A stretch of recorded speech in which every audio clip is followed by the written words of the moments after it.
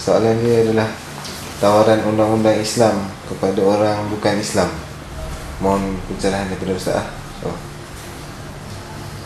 A'udzubillahi minasyaitonirrajim. Bismillahirrahmanirrahim. Alhamdulillahirabbil alamin wa bihi nasta'in. Fa in ja'uka fahkum bainahum aw a'rid anhum. Sadaqallahul azim.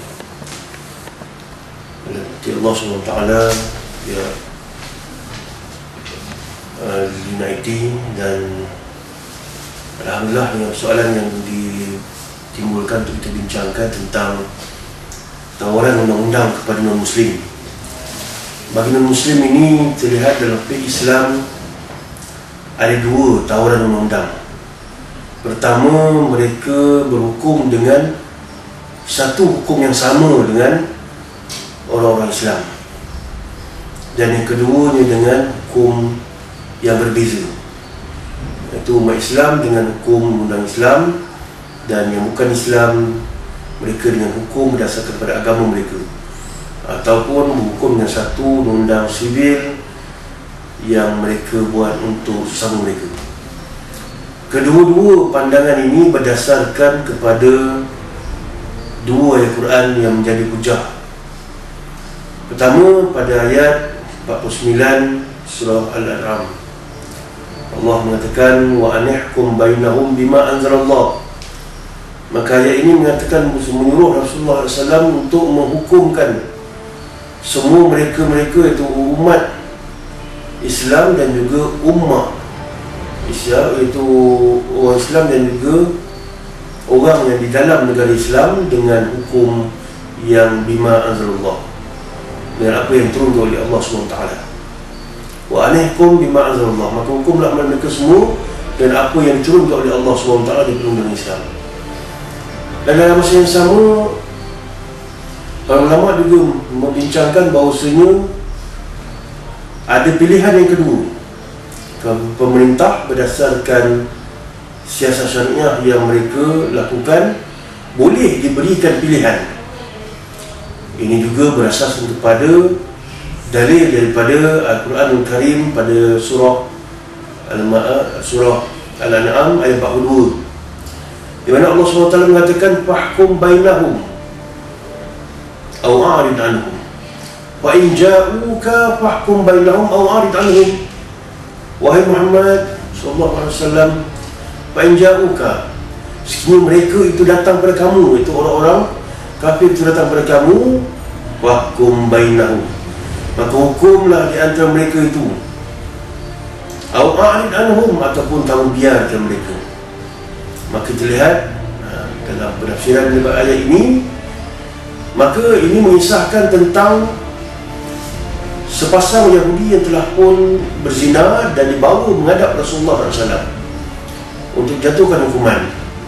Maka Rasulullah diberikan pilihan fahkum bainahum, fa in ja'uka fahkum bainahum. Jika mereka datang kepada kamu, maka hukumlah antara mereka tersebut.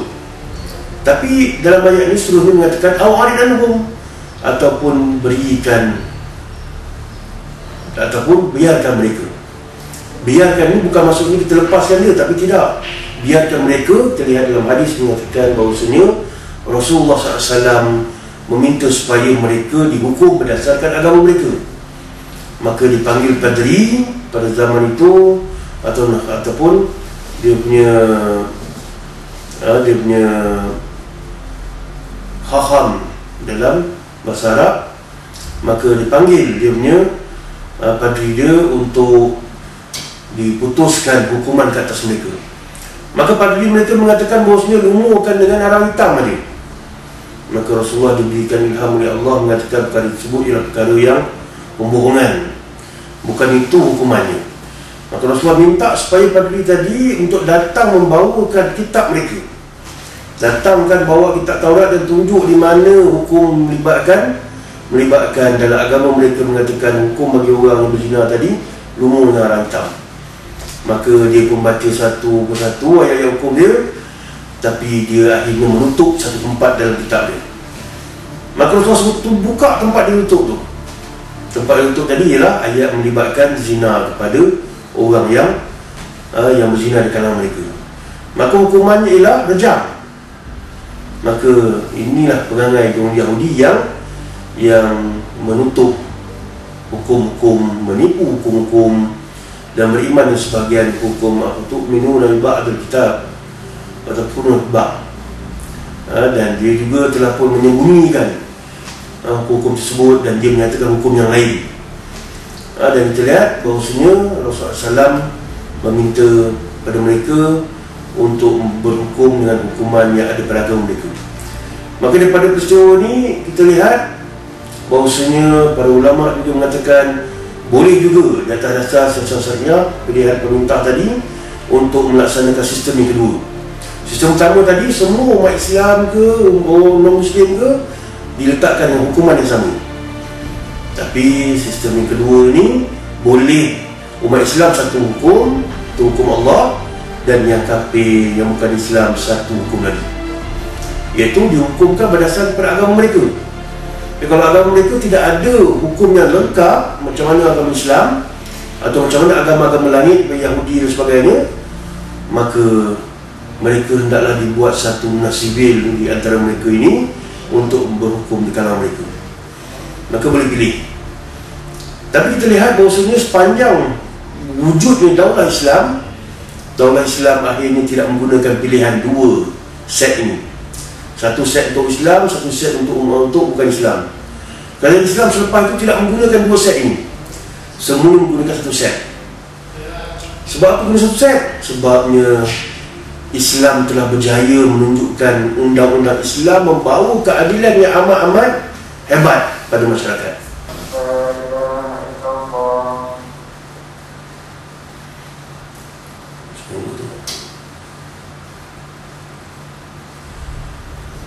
Maka kita lihat Rasulullah SAW telah melaksanakan hukuman. Sama ada dua set tadi, dan hukuman dua set tadi berlaku zaman Rasulullah. Tapi zaman-zaman selepasnya itu kerajaan Islam menggunakan satu set, satu undang ni untuk Islam ke untuk kafir ke satu undang ni.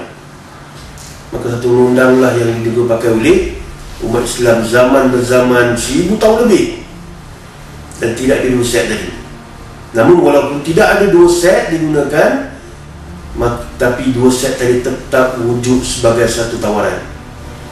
Maka selama 1000 tahun lebih umat Islam menggunakan satu set tadi, dan para ulama tidak bincang dah dua set ni. Maka kenapa tak dibincangkan pasal dua set undang ni? Sebab 1000 tahun lebih mereka membincangkan satu set undang dia. Sebab itulah yang diamalkan di semua negara-negara Islam, di dalam daulah Islam. Sebab Islam mempunyai daulah dan juga ada siadah, kedaulatan dan kehebatan. Maka bila sebuah empayar Islam yang hebat, bila empayar tadi pergi ke mana-mana tempat sekalipun, dia sudah tentu membawa undang-undang dia. Empayar British datang ke Malaysia bawa undang dia. Empayar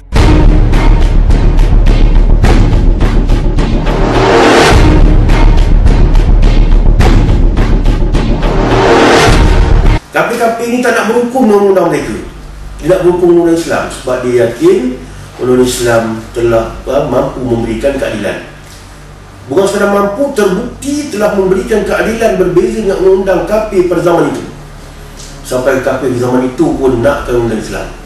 Maka berterusanlah undang yang adil ini, yang datang dari langit ini, sampailah ke zaman jatuhnya agama, jatuhnya daulah yang terakhir. Cuma kadang-kadang ada masa-masanya dia ditangguhkan. Zaman Sayyidina Umar ditangguhkan seketika. Sebab apa? Ada masalah kebuluran. Maka bukannya dibuang, bukan dibuka sampah, tapi ditangguhkan seketika atas sebab-sebab tertentu. Maka boleh ditangguhkan atas dasar tertentu, tapi bukan dibuang. Tidak pernah dalam sejarah membuang, tapi menangguhkan ia memang ada banyak. Jadi kita lihat bila golongan non-Muslim ini ditawarkan undang Islam, dan ketika itu mereka nampak akan kehebatan Islam itu dengan undang-undangnya, maka mereka menerimanya. Sebab undang Islam itu dah lengkap. lengkap tadi sebab apa? Sebab datang dari langit, iaitu datang pada Allah SWT yang maha hebat, maha bijaksana, maha hakim. Maka sudah barang pasti undang tadi akan memberikan nakalan minallah, itu pencegahan daripada Allah. Antidot, pencegahan pada segala masalah-masalah tidak diberikan oleh Allah SWT dalam manual booknya, itu Al-Quran Al-Karim. Maka kita lihat sebab itulah bila berlakunya gagasan nak menubuhkan sebuah daulah di Malaysia ini, sebuah negara Islam di Malaysia ini, maka para ulama-nya memberikan satu solution untuk menawarkan undang-undang Islam dalam bentuk dua set yang berbeza. Walaupun sepanjang zaman satu set itu dibuat, tapi dua set ini juga pernah ditawarkan. Berdasarkan ayat surah Maidah ayat yang ke-42 mengatakan bahawasanya kalau mereka datang kepada kamu, wahai Muhammad, kamu berikanlah hukum pada mereka berdasarkan hukum Allah, ataupun kamu biarkan pada mereka untuk mereka berhukum dengan hukuman agama mereka ataupun hukuman yang dibawa untuk mereka. Surah Maidah ayat 42. Maka kita lihat di sinilah menunjukkan bahawasanya Islam ini memberikan satu toleransi yang begitu besar pada masyarakat Islam. Ketika mana zaman Rasulullah, mereka telah bersedia untuk menerima satu set bersama dengan masyarakat yang bukan Islam, satu set, maka teruskan satu set. Pada zaman sekarang ini, maka ulama-ulama yang menceburi dalam bidang syariah ini telah pun membuat ijtihad, kita tawarkan dua set sebagai langkah awal untuk mereka jinak pada agama Allah SWT. Maka dua set ini pun telah berlangsung dengan baiknya. Segi praktikalitinya memang berlangsung di Malaysia. Ada orang kata, payah Ustaz nak buat dua set. Tak payah dua set ni, sebab apa? Telah pun terbukti memang di Malaysia mengamalkan dua set. Maka dua set itu pun masih satu set undang-undang sivil, satu set undang syariah. Walaupun begitu undang syariah itu amat tak komplit. Tapi berlaku dua set. Maka alangkah baiknya kalau berlaku dua set dalam keadaan kedua-dua set ini, satu set sivil, satu set yang untuk datang dari Allah SWT. Maka dua set ini ialah satu tawaran yang memang ada pensyariatan. Maka ulama-ulama kita walaupun dah ribu tahun benda tak diamalkan, tapi dia tetap ada. Maka ulama di Malaysia ini telah pun menawarkan dalam undang-undang melibatkan undang hudud kisah dan ta'zir ini, kita tawar kepada umat Islam dan yang bukan Islam, mereka bebas untuk bersama dengan undang Islam ataupun mereka membuat satu undang sivil yang berdasar kepada agama mereka atau berdasar kepada satu undang yang disepakati, undang sivil yang seperti di kalangan non-Muslim. Maka bagusnya pemeringkatan ini, bila mereka bersetuju dengan Islam, maka boleh terus dengan Islam. Kalau tidak setuju, mereka teruslah dengan undang-undang dua set tadi. Dan terlihat sudah barang pasti lama-kelamaan kami yakin, kami yang mendalami bidang syariah ini yakin bahawasanya lama-kelamaan agama Allah akan dilihat satu agama yang betul-betul komplit, yang mampu mengenengahkan undang-undang yang diberi jaminan oleh Allah, nakalan minallah, pencegahan daripada Allah SWT. Dan undang itu akan datang dari langit, datang daripada yang maha berkuasa, yang maha bijaksana. Dia akan dapat menyelesaikan banyak masalah-masalah manusia. Maka pengunia manusia itu lebih tahu bagaimana cara untuk menyelesaikan masalah tadi. Maka tawaran kami menawar kepada Muslim undang-undang Islam.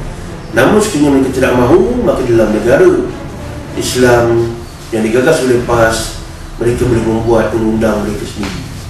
Itu dua set yang tidak menjadi masalah, yang ada sandarannya dalam Islam dan ada kewajarannya untuk zaman sekarang ini.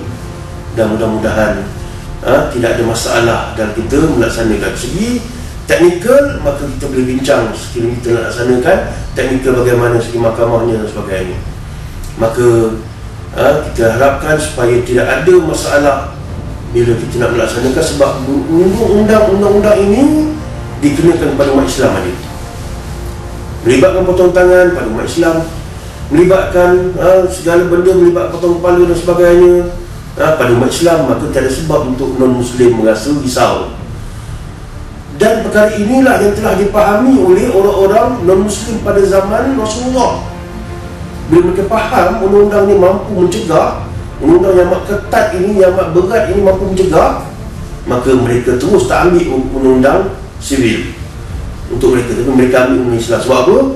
Undang-undang Islam tadi mampu memberikan keamanan. Sebagai contoh, di zaman Rasulullah SAW, orang-orang Islamnya memang berpegang teguh pada undang Islam. Tapi bagaimana yang kafir? Yang kafir ini iaitu kafir di kalangan orang-orang Arab yang tak masuk Islam, yang kedua di kalangan orang-orang Nasrani, dan di kalangan orang-orang Yahudi.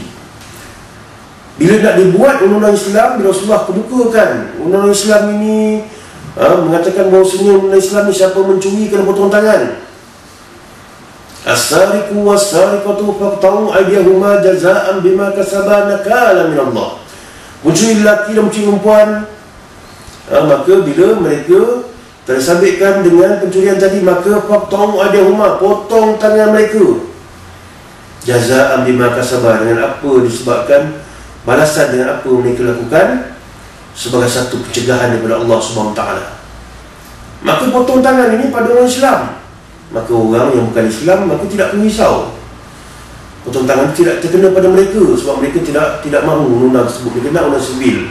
Maka kalau berlaku pencurian, maka berdasarkan undang yang mereka bincang dan setuju dalam undang sivil tadi. Pada umat Islam kena, maka tak ada sebab untuk mereka takut. Dan perkara ini telah dipahami oleh sebagian besar golongan muslim di negara ini, menyebabkan mereka semakin menerima undang-undang yang tak ada sebab untuk menolak. Sebab bukan mereka yang terlibat. Yang terlibat umat Islam, melibatkan potong kepala, potong kaki, maka itu juga melibatkan umat Islam, melibatkan hirabah, rompak-merompak. Maka kalau merompak ini, merampas dan sebagainya ini, menyamun, maka hukumannya hirabah, potong kepala, potong kaki. Ada 4 hukumannya. Al-Salibu kena, dan potong kepala, kemudian digantung mayatnya. Au tuqata au salibu au tuqata baina aydihim au min khilafin, atau potong tangan, potong kepala, pancung. Yang ketiga ni potong tangan dan kaki bersilang, tangan kanan potong kaki kiri, 2 benda potong. Atau au pada khilaf, ataupun dilakikan, dibuang daerah. 4 hukuman. Buang daerah, potong tangan dan kaki bersilang, pancung, kemudiannya salib gantungkan mayat. Amat mengerikan. Tapi mengerikan pada siapa? Kepada para perompak. Mengerikan kepada siapa? Kepada orang-orang yang bakal nak merompak. Maka biarlah perompak yang rasa ngeri. Biarlah perompak yang rasa mengerikan ini, biar ada pada perompak. Dan kalau pada kita yang tak merompak rasa ngeri, bermaksud kita tak akan merompak. Kalau merompak bermaksud bersedia untuk hilang kepala, bersedia untuk hilang tangan dan sebagainya. Maka undang-undang ini mampu menakutkan. Waktu keras. Sebab yang keras itu dikenakan kepada perompak, bukan pada orang baik. Kalau orang baik tak ada mencuri, tak ada merompak, tak ada sebab kena potong tangan. Yang potong tadi hanya pada perompak, maka biar perompak yang kena. Maka siapa yang takut bermaksud dialah bakal-bakal perompak, atau dialah perompaknya. Kalau dia tak merompak, maka tak sebab dia nak takut. Ngeri dia betul, tapi takut tidak ada sebab. Kalau takut, maka dialah perompaknya. Maka orang-orang Yahudi pada zaman Rasulullah dan Nasrani pada zaman Rasulullah faham benda ni. Maka bila Rasulullah kemukakan undang-undang Islam, Yahudi terima. Pertama sebab Yahudi pernah jumpa undang ni pada agama mereka. Nasrani juga tahu undang ni dalam agama mereka. Maka mereka terima. Pertama sebab tahu dah undang ni betul datang daripada langit. Yang keduanya, mereka tahu dengan undang-undang yang ketat inilah, yang agak menakutkan inilah, yang mampu memberikan keamanan. Dan hasilnya kita lihat, orang-orang Yahudi ialah orang yang akhir dapat keamanan. Sebab mereka lah orang yang selalu kena bompak. Yahudi ni kaya. Di Madinah ni, Yahudi golongan kaya. Dia mereka datang imigran daripada Yaman, daripada banyak tempat datang dan duduk di Madinah, dan mereka menguasai pasar-pasar Madinah. Maka mereka golongan kaya. Dia perompak, kena merompak, dia akan merompak orang kaya. Maka Yahudi lah sasarannya. Maka Yahudi pertama golongan kaya, yang kedua ni Yahudi, bukan orang Arab. Maka orang Arab kalau nak merompak, dia akan merompak Yahudi dulu. Maka Yahudi lah sasaran dan mangsa keadaan ketika itu. Maka bila Yahudi tengok, oh undang-undang ni siapa merompak kena potong kepala, Yahudi kata kami setuju undang-undang ni sebab mereka mangsa keadaan. Maka kalau dah Yahudi setuju, Nasrani setuju, bangsa Arab kalau tak setuju, nampak sangat perompak ni bangsa Arab. Orang Islam yang Arab dengan tanya orang Islam memang hukum setuju. Maka yang jahiliah macam mana? Maka mereka juga akhirnya bersetuju, dan semua orang setuju, maka satu set dia pakai. Dan insya-Allah kalau golongan non-Muslim di Indonesia setuju dengan undang-undang yang keras ini tapi mampu memberi keamanan, maka tidak menjadi masalah, tunggu satu set. Tapi sebelum mereka memahami dan sebagainya, kita boleh buat 2 set. Maka tawaran keadilan langit daripada kerajaan Islam, insya-Allah sekiranya kita berjaya menegakkan sebuah negara Islam, negara yang tidak perlu ditakuti, tapi negara yang akan datang keamanan apabila penjenayah takut membuat jenayah. Dan kita pun aman, boleh pergi ke mana-mana tanpa rasa takut diragut, takut dirompak, takut dirogol dan sebagainya. Maka itulah yang ketat tadi, yang begitu agak keras tadi, sebenarnya keras dan ketat kepada penjenayah, bukan keras dan ketat kepada mangsa akan terbela. Begitulah dia undang itu ditawarkan kepada masyarakat Islam dan non-Muslim. InsyaAllah masuk Islam, kamu akan dapat keamanan dan keselamatan tersebut. Kalau tidak mahu masuk Islam pun, bersama-sama dengan Islam, untuk bersama-sama dengan agama yang datang dari langit ini, dan undang-undang itu juga datang dari langit. Maka mudah-mudahan kita boleh mencari titik